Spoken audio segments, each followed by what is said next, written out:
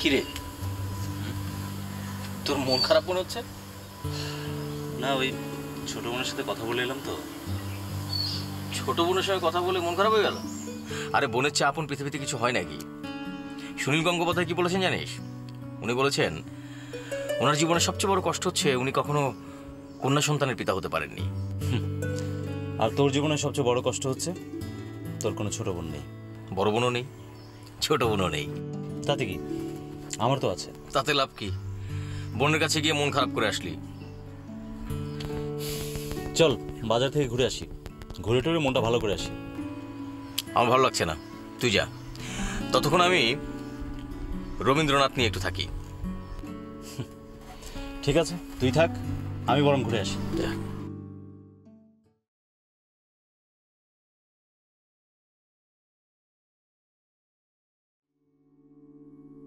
বুয়া,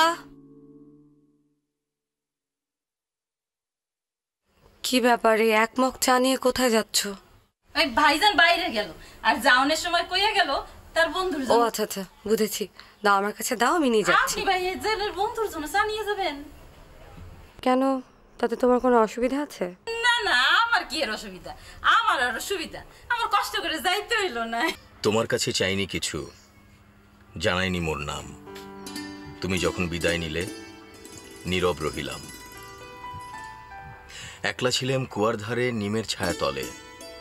কলস নিয়ে সবাই তখন পাড়ায় গেছে চলে। আমায় তারা ডেকে গেল, আয় গো বেলা যায়, কোন আলস্যে রইনু বসে কিসের ভাবনায়।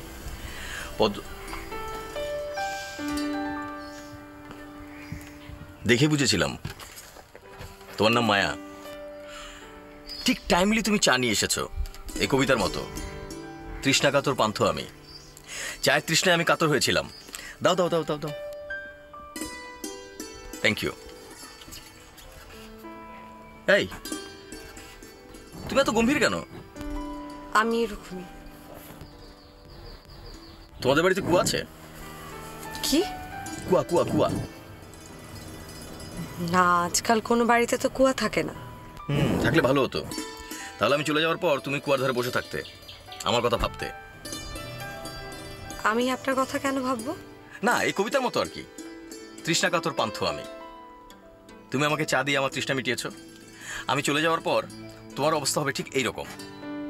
কুয়ার ধারে দুপুরবেলা তেমনি ডাকে পাখি, তেমনি কাপে নিমের পাতা, আমি বসেই থাকি।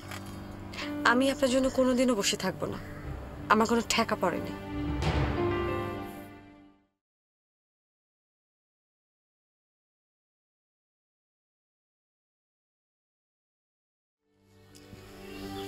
বেশি স্মার্টগিরি করতে গিয়ে কি ঝামেলা করে ফেললাম নাকি?